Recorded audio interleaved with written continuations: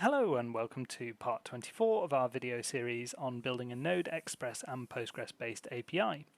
Today we're going to be working on data generators, but most specifically data generators for the purpose of testing. So far throughout the video course we've been writing lovely unit and integration tests which have generated users by just creating an object like so, but the thing is it's kind of repeated all over the code base, so it'd be ideal if we weren't constantly having to write something like this every time we wanted to create a user for testing purposes. So we're going to go ahead and start building a new set of functionality that will generate that user data for us, so that we don't have to do it ourselves all the time. If you want to follow along, there is a link in the video description to the GitHub repo that we're using.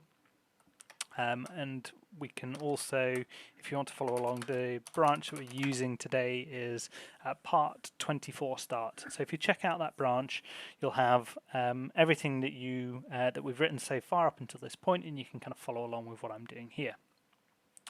First thing that I'm going to do, I'm just going to start our API server up, and I'm going to run our unit tests. And one thing I noticed after the last video, there's a couple of small bugs. One of them is to do with the we updated this piece of code in the last video to deal with conflicting foreign key constraints on our users table or our authentication tokens table. So we just need to fix this small assertion here that just checks that we're writing the same code. So let's just head over to our authentication token store, and you'll recall from the last video we updated this last bit of code here so that we when we find a conflict and then we find a constraint conflict for this particular constraint, that we update it. So we're just going to copy this, because what we actually have in our store unit tests is an assertion that when this function is called, that it's called and passed this string value here. So we'll just update that one to on conflict on constraint, so it matches a new text that we're expecting. And there's also another thing with the introduction of this on conflict on constraint, we also introduced a new helper function to reset our database, and it alters our table and drops a constraint and re-adds it when we reset our database, which works really nicely until tests are run kind of in parallel. So what we're going to want to do is just going to want to take this run in band command and make sure that that's applied to our integration tests as well. It's not super important for unit tests, but for integration tests, what we want is each of these test files to be run sequentially, so that when we're resetting the database between function calls, that we're not going to run into kind of conflicts. So I've made those couple of changes, and we're ready to now just jump in and start building out our data generator for our user. So let's head over to our test utils folder. Let's just create a user.js file, and what we know, we're going to want module.exports equals, and then we'll do generate user, and then we'll just create a function, generate user,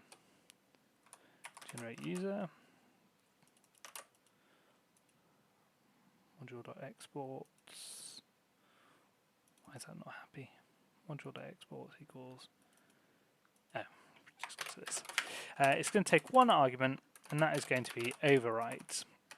Now, overrides are important because what we want to do is generate a set of data that's going to be useful for our tests, but also give us the flexibility of providing different values for our users as part of our generate user function. So what we'll do is we'll take our base set of data that we've been using throughout our tests here, and then we're going to make use of a spread operator to then apply this overrides parameter. And what this overrides parameter is essentially going to be is an object that can contain, first name, last name, email address, or password.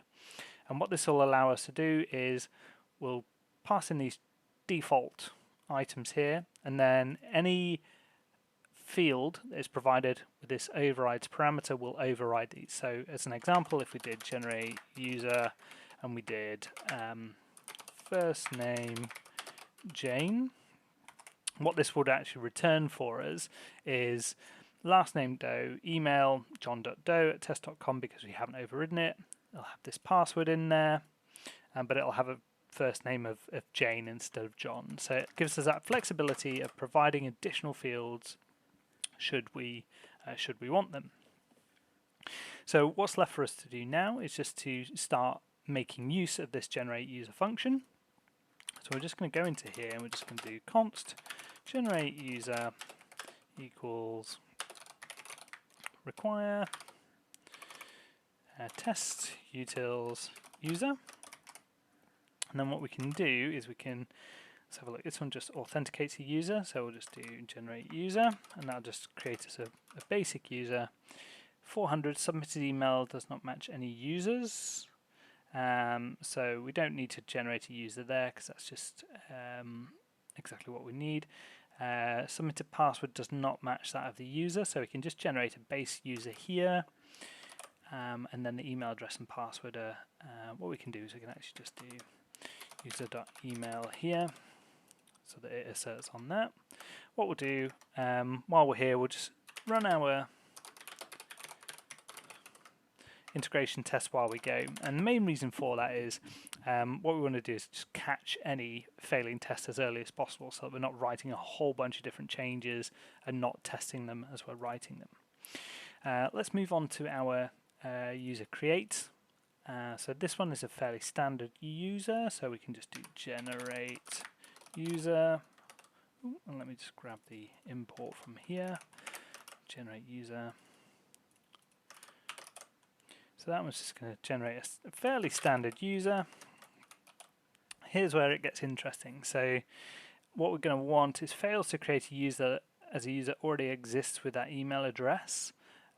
So actually no, that's perfectly fine for us to just generate a standard user. Fails to create a user if the first name is not provided. So we'll generate a user, and then what we'll do is we'll just do delete user dot first name, and then we'll do the same for this one. So fails to create a user if the last name is delete user last name. Fails to create a user if the email is not provided. Fails to create a user if the first name is not provided. It should be password. So let's do that. Delete user.password. Fails to create a user if the first name is not a string. So here's where it gets interesting. So what we can do is we can generate user, and then we can do first name 1. Fails to create a user if the last name is not a string. Do last name 1. Fails to create a user if email is not a string. Email, just pass that in this number. Fails to create a user if the password is not a string. Password 1. Fails to create a user if the password is not strong enough. So we can just do the same here. Password is a string of 1. Fails to create a user if the email is not a valid email address. Easy enough. Email john.doe. Fails to create a user if the body is not an object. Fantastic. So let's just run our integration test here and just make sure these pass. What you'll notice is it's a lot nicer to be able to just pass in variations of the data rather than needing to pass absolutely everything in. So there's a lot of saved time, I think, when it comes to data generators like this. So our unit tests our integration tests are passing at the moment, which is great. Now we've got a few more files to update, so let's have a look at these handler unit tests. Let's just grab the imports again. Generate user. Just grab that one. So let's just replace this with generate user. Nothing special about that one. When an existing user is not found, create a user with a hashed password. So what we can do here is we can create a user, and then what we can do is do user.firstname user.lastname, user.email. And the reason that we would do it like this is if for some reason we go about updating this generate user to perhaps have slightly different returned first names and last names, this will make sure that we just capture, we just actually reference the user that's generated rather than hard-coded values. So it's a good practice to get into. Throws an error if the email provider does not match a user in the database. So let's create a user, but let's create an email of john.smith@test.com. So that should fail that test for us. Let's have a look. Throws an error if the password provider does not match a found user's password in our database. So let's just do this.